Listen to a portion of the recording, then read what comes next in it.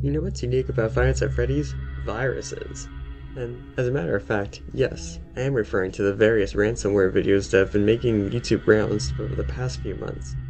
One of the most well-known of these is Five Nights at Freddy's Cities, a game that you can actually play for yourself, with the original showcase video being created by Fever Dream Team via the Internet Archive.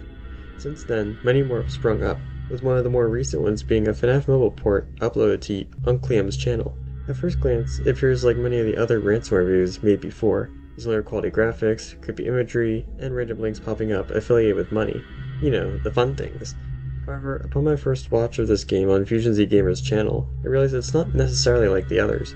Going far beyond simple texture changes and distorted visuals, the mobile port found ways to make itself different, and that's what got my analysis gears turning. Now it's time to jump into this bizarre game and see what makes it so intriguing by focusing on why these animatronics are the creepiest of any ransomware video. While this game changes up a lot of things, like the story and even the gameplay, that's not its most notable difference. It's made immediately clear that there's something off with these particular animatronics. They all appear to be intentionally distorted, as if in a dream. On the show stage, Bonnie's and Chica's faces are completely bare, and Freddy's only has two wide eyes staring off into the distance.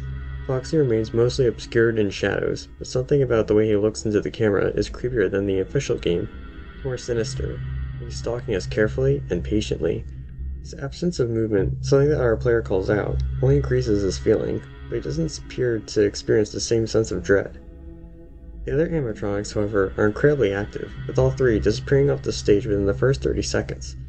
Bonnie and Chica attack almost immediately, appearing ghostly and exaggerated at the doors. They all seem to have more intelligence than one would think, trying to catch a player off guard. This especially shows with how fast they move towards the office. Foxy at one point quite literally runs at full speed, appearing for a brief moment in the doorlight before the gate slams down. It's incredibly unsettling and keeps you on edge with how aggressive they become. Another creepy occurrence is when Freddy, Bonnie, and Chica are looking directly into the cameras with those wide, ghostly eyes staring right into your soul. I'm taken aback whenever I see them because it makes the animatronics feel like they're no longer man-made machines, to which they technically aren't in this version. A sign they always know you're watching and won't let you experience a second of rest until they break in. Fnaf has had its fair share of this moment. There's nothing in the main games that compares to this.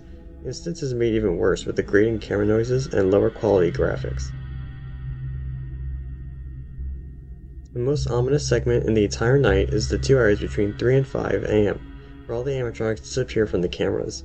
At first glance, it appears as a reverse of a "don't play FNAF at 3 in the morning" meme, but I find it to be something else. I mentioned before how these animatronics have a higher degree of intelligence than their official counterparts. These 2 hours expand upon it even further. The fact that they vanish and don't keep up their attack makes it seem like they know something yet you don't. The player still seems oblivious to why it could be happening. Next is a calm before the storm. The animatronics do something even worse near the end of the night.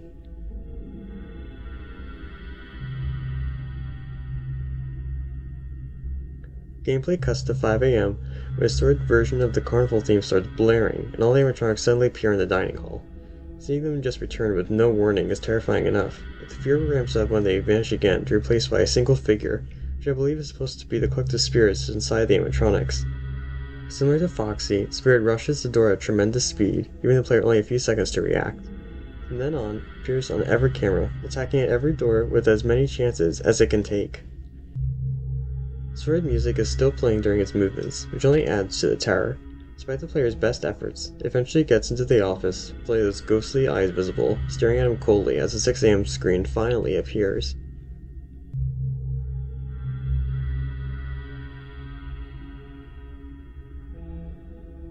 As before, this game changes the story up slightly, and is actually pretty intriguing as you see it unfold.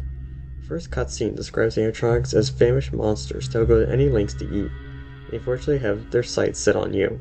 It's all the information we're given about them before being thrust into the first night, but that's all we really need. It explains why they go to attack so fast, why they look otherworldly whenever they face towards the cameras. If they're considered monsters, then it makes sense why they'll look less like robots. Midway through the night, once they learn that simply running at your office won't get them anywhere, they disappear to regroup and form a new strategy. 2 hours later, they have it. Unleashing one single spirit, angry and bloodthirsty, is their last resort, one that very nearly works. It's able to move and think like the player, countering their defenses up to the point when it could finally break into the office. However, the player gets lucky, having run out the clock and survived the night. Of course, in traditional ransomware fashion, their data is still at risk, but at least they weren't eaten by angry spirit, for the most part. This Fnaf mobile board is one that really takes the ransomware concept to a whole new level. Not only does it make the animatronic designs and attack patterns all the more horrifying, also alters the lore and makes them into hungry beasts just trying to get a good meal. It's perhaps the scariest part of the video. The fact that they're willing to go to extreme lengths goes to show how animalistic they've become. It's these aspects that make Fnaf scary, and Unclaim does an impressive job of expanding and emphasizing them to create a terrifying experience. Anyway, I hope you enjoyed this video and why I think these are the scariest animatronics in a Fnaf ransomware video. I know I haven't uploaded depth analysis in a while, but I've been wanting to make this one for quite some time, so I'm glad I finally could. Just make sure to go check out Unclaim's channel, as well as the mobile board game. YouTuber named Men apparently turned it into a game, so consider trying that out if you can. It's said to not actually contain ransomware, so it's safe to play, and regarded as quite unpredictable. Videos, as well as the game link, will be in the description. But that's all for me. Just be sure to give the video a like if you liked it, subscribe, and ring the bell to be notified of new uploads. I'll see you later.